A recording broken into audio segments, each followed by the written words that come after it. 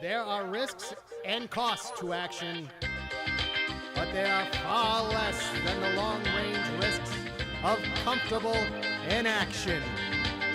This is SPRH Podcast, where business experts help you to take massive action. With your hosts, corporate and keynote speakers Matt Ward and Dan Candell. Change your business, change your life, and start now. Hi, and welcome to the SPRH Podcast. I'm Dan Candell here with Matt Ward and our special guest today. Hey, Matt, you a fan of breaking the rules? Oh, well, Breaking Bad and Breaking the Rules, yeah. Breaking Bad and breaking the rules. Yeah. Breaking Bread, Breaking Bad, and Breaking the Rules. That's a lot of breaking. Well, our next guest today. And breakdancing. And breakdancing. No, I can't see you breakdancing. I can't either. I'll break my leg. In my mind, you'll break your leg. I'll break my leg breakdancing. Well, our next guest today, he is a fan of breaking the rules, thinking really outside of the box. And we're going to be getting deep dive into this today and also discuss whether pirates should have mouths or not, or whether skulls should have mouths or not. So please welcome today's special guest, Sam Conniff Allende. Welcome, Sam. Hello, guys. It's what an intro, right? To be here. Yeah, I loved it. I was trying not to laugh too loudly to interrupt the audio. Number one podcast intro of all time. I know it. It's yeah. The problem is I don't know who's creating that list, but we're on it. I love it. So, Sam, as you know, we help small business owners take massive action. Can you share with our listening audience what massive action you have taken and what the results of that massive action were? There's a long list to choose from, so I'll tell you something that's relevant to the conversation that we're going to have, right? At the beginning of this process, and so afterwards, I went outside, I measured up the window, and I went and got a quote for how much it would cost. I found the building manager. He literally chased me from the building. He said, "This is a listed building in the city of Westminster. You know, the threat to life and people, you're suing you, get the hell out of my building." So I ran away, and I got a quote. And the thing was going to cost nearly £2,000. And I didn't have £2,000. It was £2,000 more than the budget that was allocated to book promotion. But then I got a telephone call from the chief exec of Penguin Random House, the biggest publisher in the UK, who'd read the book and wanted to meet me for breakfast. And he talked to me about the book and asked me, my experience as an entrepreneur, becoming an author, what did I think of publishing and Penguin and how innovative it was? And I had some, let's say, ideas, some observations and some criticisms for him. I shared those over breakfast. He shared his view on the book and he asked me if I would do a presentation to his leadership team of my observations. I said, "Yes, Tom, I will, but I have to charge you a fee." He said, "How much?" I said, £2,000 exactly. He said, "Well, why £2,000? I said, "There's something I want to do for the book." He said, "Did you know we've just published your book?" I said, "Yeah, but this is for the campaign." He said, "Okay." So I went away, I ordered this banner. It's the size of a double-decker bus, you know, the iconic double-decker London red bus. It's a massive fucking thing. The book was out on a Thursday. It was a sunny day. I bought 5 high-vis vests, those nice bright yellow vests, and I got a clipboard. I forged a letter from Tom Weldon, the chief exec. "Dear Sam, please find this as permission for your installation of your outdoor advertising." Me and the guy showed up. Nobody questioned a thing. With some high-visibility vests, with a clipboard, with a well-spoken middle-class white dude, you can get away with fucking anything. And we posted the entire frontage of Penguin Random House's London, UK headquarters. No one questions it. We get it finished. We ran the fuck away to the pub. And bit by bit, people started asking questions. You know, like, who agreed this? You know, why didn't we do this for our book? And then it just went really, really quiet. I didn't get a call. And then suddenly I started getting texts from young guys at Penguin going, "Was this you? Did you really not ask anybody?" And so at that point, I was pushing pictures out, had some lovely pictures made little videos, started getting onto social. Everyone at Penguin was like, "You do know you're going to lose your book deal, don't you? You know, this is fucked. No one has done it." And it goes on and goes. So on one hand, I'm getting lots of very negative messages. On the other hand, it's blowing up on social media. Then Sir Richard Branson, you know, the guy who founded Virgin, he's picked up. He tweets this fucking thing. The book goes viral. It's trending. It breaks into the top 100 on Amazon, which in the UK, I mean, the top 80 books of Jamie fucking Oliver anyway. So the thing gets into this extraordinary position. I then eventually, by 7 p.m. that evening, I get a call from Tom Weldon himself to say, "Congratulations, now take it down." How long did it stay up? I then pretended that I didn't have the idea to the means to take it down. Well, I said, "Oh shit, Tom! I think the guy said it needs some special solutions, and special so that it doesn't leave a mark. Let me find out how quickly I can lay my hands on that. Need some washing up liquid." So it stayed up for 2 weeks. This proves two things. Number one, it proves you're a maker, a shaker, a rule breaker. And number two, it proves you can do just about anything when you're in a vest and you have a fucking clipboard. Yes to both.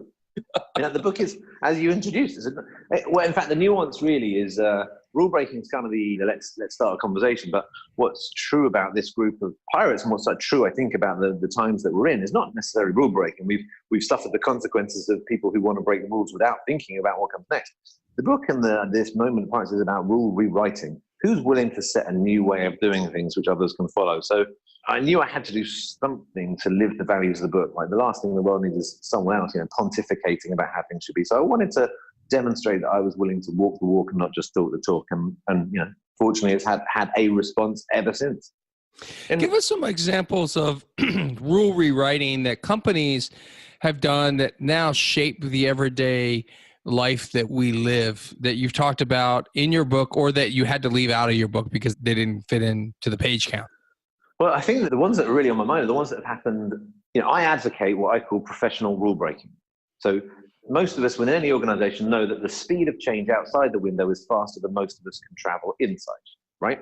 And yet we all participate in these kind of the shared consensus of bullshitting each other, that we go to an away day, we write things on Post-it notes, we stick it on the wall, we go, great, transformation, go back to our desks, and nothing really changes. And then yet again, the next day, the next disruption. So the idea of commission-based change, where good ideas are sent to email threads and PowerPoint slides that die, I don't think is going to get us where we need to go. And what I observe is that most of the rules, let's call them that, are behaviors or patterns or habits or even bad habits that are largely set by precedent, power, and perspective. Because so-and-so did that, that's the way we do it. Because it's always been done like that, that's the way we do it. When you really start to challenge them, when you start entering into professional rule breaking, most of them are waiting to be pushed over. So I've started running these exercises. The book's surprised me massively, to be completely honest, at how well it's done commercially. But how 2 weeks in, I got a call from a business I really look up to, value and why am I hiding there? I got a call from Lego, right? Will you come in and run a workshop based on the values of this book? And of course I said, yes. I don't have a workshop, but I'm fucking great. I'll make one up on the plane. Entered into this exercise of professional rule breaking. And it's about pointing out what's wrong in this place and not complaining, not write an email that will never really make it that day. Just tomorrow, how are you going to start doing something differently? Not asking for permission, but fuck that thing that's not the right way to do it. How are you and a small crew going to start doing things differently? You know what that is? That's a mutiny. So how are we going to make a mutiny a positive way of bringing about change at the pace that's required? So this has now taken hold. I've been doing these things every week. I'm booked out months ahead, from Mercedes to Heineken to Lego to the BBC to Universal to Warner's. Businesses I never would have dreamed of, but they're all struggling with this notion of staying relevant. And the result, transformation of meeting processes. These three young women said, most of the meetings around here are misogynistic, bullshit, everyone shows up late, it's a waste. This is our 3-point meeting manifesto. We're not coming to another meeting unless these are in play. And it's just, yeah. And they said, if it's not, we're walking out. And so the nerve of these girls, they thought they're putting their jobs in line. They walked out of one meeting, and after that meeting's changed. These other young guys, they're like, I don't know why the fuck you're obsessed with being here at 9 o'clock in the morning. We work into the night. We work all weekend. We're a flexible, different generation. This is bullshit. So they organized their mutiny. And there's one guy particularly, I loved him. Once I really dug it, the reason he didn't want to come in early is because he loves making kimchi. And the best time to ferment kimchi is in the morning. So we decided he was going to start setting his own rules, coming in on time. As long as he never missed the deadline, fucking great. 2 weeks later, the guy's showing up with the best kimchi anyone's had. And suddenly the rules are rewritten and these new guys get to choose their morning hours. So this is it. This is our exercise. This is a chance to rediscover our power, not to cause wanton chaos, but to set the rules how they are to suit us, to do the best work of our lives, which surely is the game. What would you say to people who are like, oh, you're going too outside of the structure, you're going too outside of the box, being on time and not respecting that, doesn't respect corporate structure? And what would you say to all that? I would say, well, show me your plan to get out and mess we're in at the pace that's required. Well, Show me your plan to meet the challenges or the crises that we're faced, that the way we're doing business has got us into, that's going to get us out of it. Right. And there's a paradigm shift where things are really moving from where they were to where they're going as far. And to our listeners, two things. Number one is we're talking a lot about be more pirate, or how to take on the world and win. And this is a book that we're talking about. And when you look at it, when you see it, it makes a statement. And what also made a statement, as Matt and I were commenting on, as Sam was walking through his, I wouldn't even call it an office, it's like a community, walks through and there's all these people who they're in their zone, they're doing what feeds them, they're doing what they need to do and doing what they want to do, and they're doing it well. And you said you have a room with like Netflix, you have clients like PlayStation, Netflix, right. To foster a healthy atmosphere to help people perform better. And some would argue, well, how is putting a PlayStation in there or Netflix or a TV in there going to foster productivity? Yeah. Dan's a little disconnected. He missed the word that you said that those are your clients. Yeah. Although, to be honest, there is some big TVs and there's PlayStations too. So, the clients give up the goods as well. You're bartering. Those are his clients. There's one word that answers this question on both senses, right? And the first thing is, yes, again, hello, listeners. I got distracted telling the story of what we've done. And I've written this piece about pirates because I perceive a moment of time that we're all in, and I put myself into this mix as well as entrepreneurs or individuals within large organizations with a desire and a need to bring about change, right? And a lack of ideas coming from the traditional places that leadership should present that.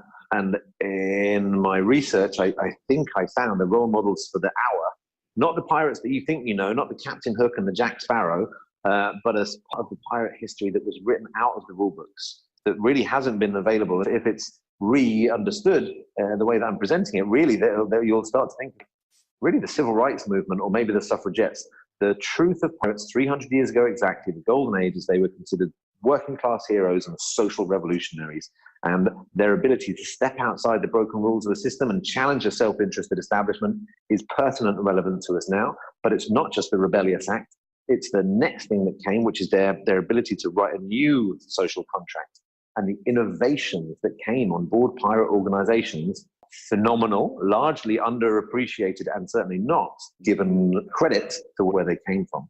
This message is about accountability. Why have I got a room that's got more teenagers in it, that we work with ex-gang involved, we work with guys who've been excluded from school? Why does it come into this space and we're able to put next to Netflix and PlayStation and the phone could work? Is the same surprise about the golden age of pirates. It's one of accountability. When trust is given and individuals are given the chance to write their own rules, you don't enter into anarchy, you enter into accountability.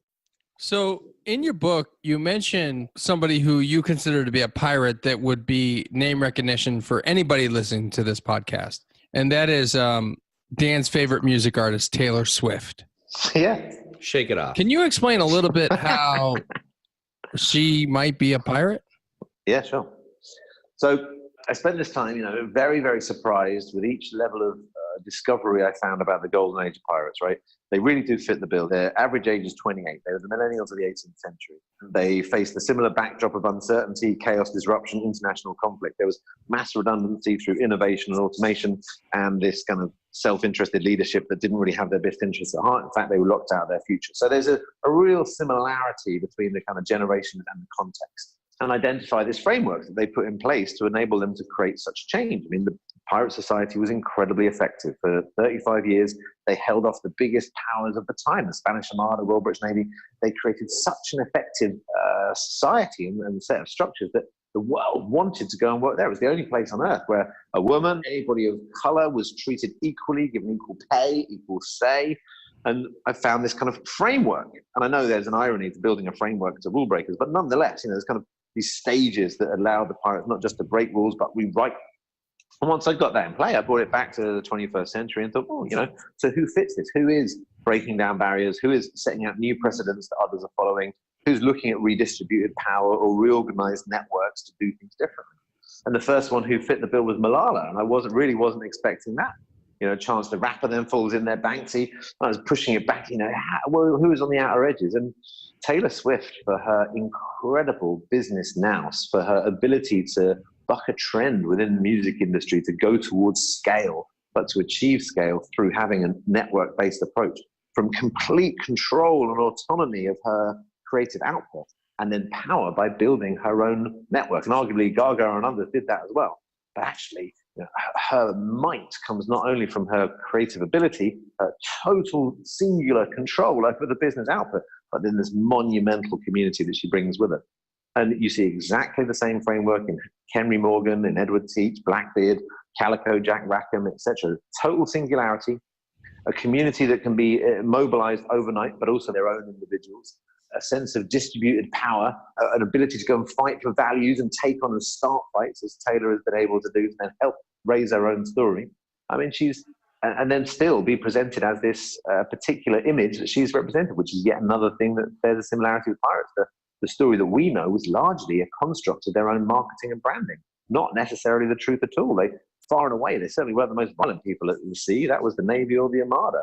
And actually, they cultivated a story that then went around the world, much like Miss Swift. I think she's an ace modern pirate. When I first looked at the front cover of your book, I said to Matt, I said, is this about piracy? Like, is this about stealing other people's content? And Matt read me the first passage in it, and I got it. And that's the thing where you want to make a shift, or you want to, it's almost like interrupt people's patterns. And that's what this is doing. It's interrupting that pattern of what we think is normal. It's interrupting with that pattern of what we think is or has to or should be standard. And it's getting you outside of that mindset. And I'm the mindset guy, so I'm really fascinated with this, that you can take this concept and take this idea of being different, almost like being a rebel. And when we're looking specifically at our competitors too, many people are looking at and so obsessed at what their competitors are doing and how they can do like their competitors are doing. But what I like is you should look at what your competitors are not doing, what's not being done in the industry, and go for that, because that's going to be different. That's going to break the rules. It's exactly that. That's what I was trying to get to. I feel like we've soaked up enough inspiration. You know, there's no shortage of Instagram accounts or talking heads on videos that we can all kind of follow. And I think the message of the hour needs to be that the leadership that we really need, the answers that you've got are within you. And often it's more counterintuitive than you might think. And so I was very cognizant of my own cliche, right? As I was leaving, I was chief executive of this organization that I've shown you around. I'd always promised that when I hit 40, I would step out of it because it's predominantly around working with young people. And that felt like I was going to be too old. And I began the process of writing this book. And here's yet another middle-class white dude who writes a book and starts becoming a public speaker, telling the world what he thinks, right? So to try and avoid that, I workshopped the content endlessly with the younger guys. It's not really the age thing, but it's a mindset thing of those starting up, not just starting a business, but trying to start up in a way that was taking on the challenges of the world. So I took it to Athens to work with the reverse diaspora of entrepreneurs who've gone back up there to help pop up a failing economy. I came out there to Baltimore, work with young guys in Illinois, Detroit, Chicago, places where it's fucking hard to get things going. And these guys aren't just trying to make a living, they're trying to make a difference. I went to South Africa, to Soweto, to Johannesburg. I went everywhere I could find this movement of what I'm calling modern pirates, people who are willing to rebel against the way things are being done and new patterns. And so I knew by the time the book was out that I had content that was working, because I'd run these sessions. I had these guys up, we're out of our chairs, we know that we're at the cusp of doing things in a new way. But what I was not expecting was the response to the book. 2 weeks after the book was out, I got the first of these emails or DMs from a young woman who said, "Thank you for your book."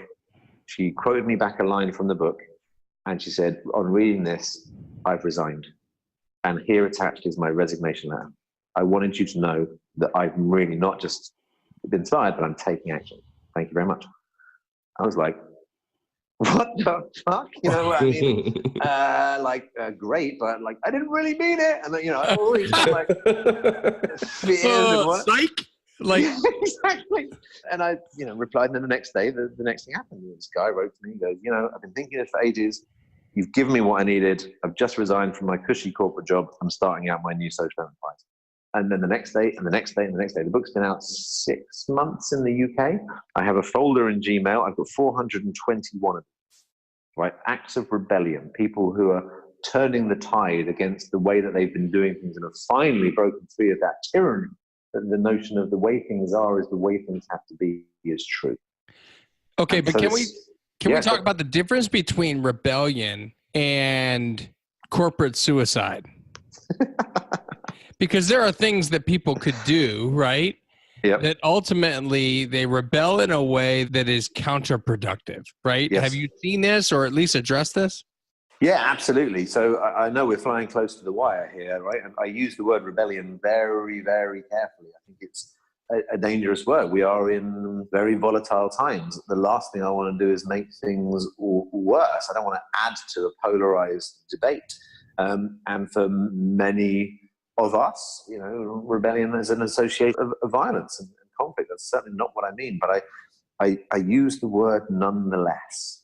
And the definition of it in the book I push into, certainly in the workshops I'm talking about, the change that you want isn't going to come easily.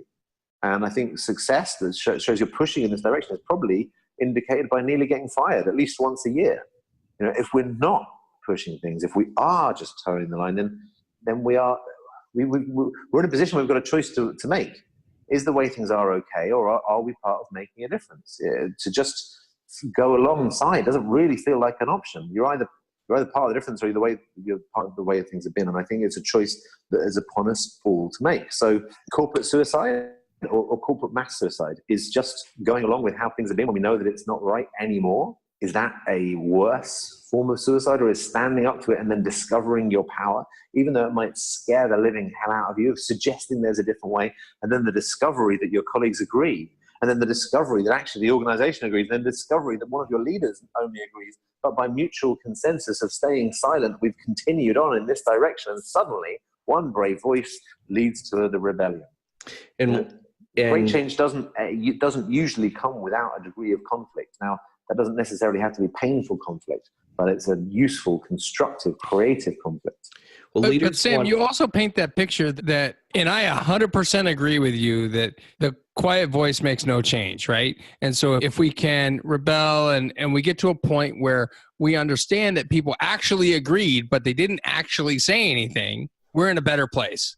Yes. But I'm sure that there are instances, or perhaps even emails that are labeled in your Gmail system, maybe not 471 of them, where people spoke up, rebelled, and it turned out the majority weren't thinking the same way as them, and the result was not the same. They walked the plank. Yeah.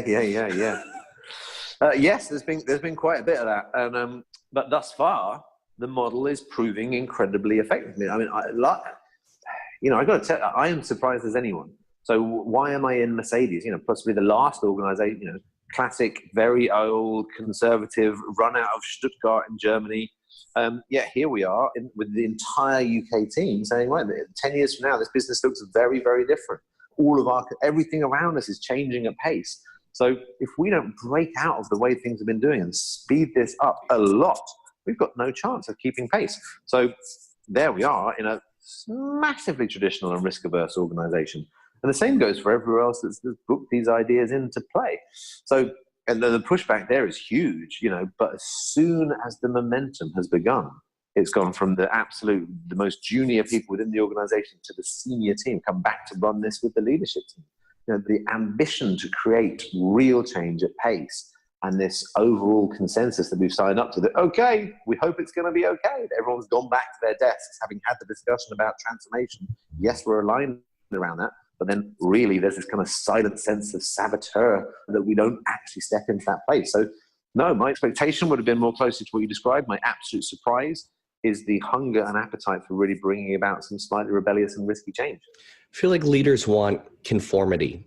And when people don't conform to what they want, it scares them. So if you work with Dan, that, is it conformity or is it safety? I think people I think conformity leads to safety. Conformity leads to safety. But when you go into an upper level management or into an organization and you teach them how to work with these things, so either number one, there's not going to be this huge rebellion, or number two, if it happens, how to deal with it and how to foster a better community and atmosphere. I think that's going to make those leaders feel more comfortable knowing they have those strategies. But people aren't used to that though. And how do you get them there so they are used to that? Sure. So, I mean, I think we've seen this in lots of corporates over the last couple of years. So a few years ago, I used to get booked to come and help us think like a startup, and that was just a complete conceit. How can an organization of 20,000 people or 100,000 even think like a startup? It's bullshit, right? And now you've got lots of very common methods that corporates are trying to enter into innovation. So let's create a lab, let's create a venture fund, and let's go and book ourselves half a floor at WeWork. These are very, very common. And I don't mean to be disparaging about the fact that Deloitte do that or any others. Great. They're trying to get close to the answers. But it's always going to be flawed. And the level of corporate hierarchy that we're used to of permission-based change diminishes innovation. It only allows progression through certain hoops, and it doesn't invite challenge and questioning. And it's part of the reason that we've ended up where we are. I think that we have to look to the real brief. The brief is not this quarter's targets or this year's innovation cycle. The brief is how the fuck do we turn around a way of doing business that has entered us into near environmental crisis with a kind of level of media consumption that has caused a crisis of identity in massive parts of our community and society. And we can't possibly argue that these things are not connected. And the rest. And these amazing organizations filled with talent are about more than just shifting units out the door. We are in a world that's 60% over its biosphere capacity. If you're in an organization that is making landfill, and the only thing between you and landfill is someone buying that shit so that eventually it ends up somewhere, you are part of the fucking problem. And down the line, this notion of consumerism is going to increasingly begin to look something more akin to a war crime. The image in if I was to show us an image of palm oil deforestation 30 years ago, it would have looked like a war crime. We can't remove ourselves from these links completely. And I'm not here saying all business is bad. Of course it's not. In fact, I think I admire business and its opportunity to create change. But if we don't bring about a shift in how these organizations work quickly and address the negative output and really move towards its potential and positive output, then we are part of the problem. And that's the question. And it's a big question. When I say we, dear listeners, I mean you. This is the question of our hour. Are we going to just silently move along with these organizations, knowing that throughout the latter part of the 20th century, yes, huge progress was made, but nonetheless, the predominant basis of the business model of most of our organizations was to some degree that of exploitation. But now there isn't the resources or the human capital to continue that. So what do they begin to look like now? What is purpose-built business for the 21st century? It doesn't look the same. You've got a great picture of Einstein on the back of your wall there. He's the one that nailed it. The same methodology that got you into a problem won't get you out of it. And does anybody believe we can move with the way of the methods of innovation we've got within large organizations at pace with the challenge we've got?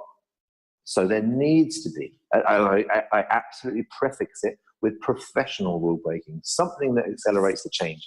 And there will be pirates within every organization who are the ones willing to put their neck on the line and set a new precedent. Yes, that's the way we did it yesterday. I'm not waiting around for permission on this. This is how I'm going to do it today. And when others begin to follow, that is the mutiny. That is the risk you take. But the reward is great. Excellent. Sam, you talk with so much passion and you speak with purpose as well. And there's something to be said for that. And I want our listeners to go out and check you out and get more. How do our listeners get more from you? Thanks, man. I really appreciate it. I've been really enjoying getting to know your podcast as well. I recommended it to a couple of other people from the UK. So watch out for an influx of crazy Brits speaking with purpose. I'm the one and only me, the only Sam Conniff Allende that seems to exist. So track me down on LinkedIn and Twitter and Instagram and all those places and say hi, and I will reply. I do all of those socials. I'm getting used to this world. The book is called Be More Pirate, and you can come and sign up at BeMorePirate.com. There is a community that's forming. The first meetup is taking place in London soon of these hundreds of crazy rebels who've started making change in their lives and communities and societies. We're building a forum for that to take place online around it. I'm trying to catch up with the pace of change. I did not expect this book to be the beginning of what's being called a movement. And hopefully that same spirit is going to catch hold over there in that fantastic country of yours too. Awesome. That's awesome. I'm super happy for you. And I just have one final question for you. Yes, ma'am. Are you ready for the movement? No, this will work to your mindset understanding. I'm suffering deep imposter syndrome. right? 20 odd years, just about got my head around an entrepreneur, right? Had maybe 10, 11 startups really to my name. And the book was partly a test. I'm dyslexic. I never went to university, got all these thoughts around the world, and I kind of shouted them into this book to help ease me out of the business that I've been running for 15 years and to let a new leadership team come in. I did not expect its commercial success, or more importantly, I did not expect this movement success. So for really the first 5 months, I've been in denial. Getting these incredible emails, I have not responded to half of them. I keep thinking they're crazies, right? This must happen to every book.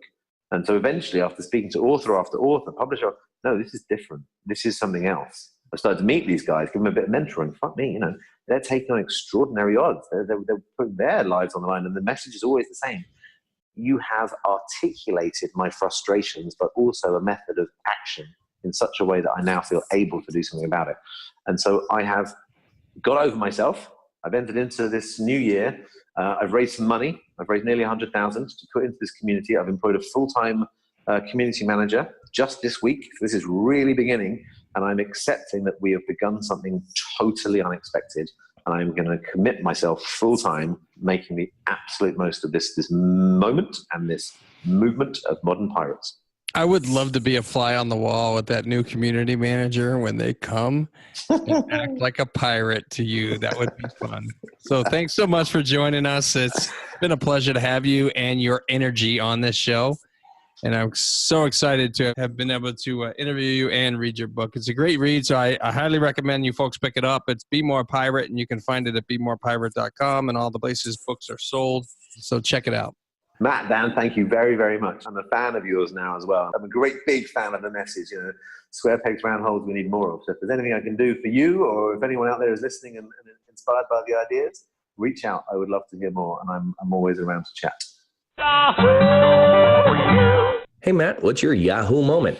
Dan, my Yahoo moment today with Sam was to invite questioning and challenging, right? So if you as a business owner can actually set up a process or an open door policy culture that invites challenging the status quo and invites questioning the status quo, there's ways that can be done where it's respectful toward the staff and respectful toward you, and I think it can be productive that way, and you can be, your company and your employees can be more pirate in that regard.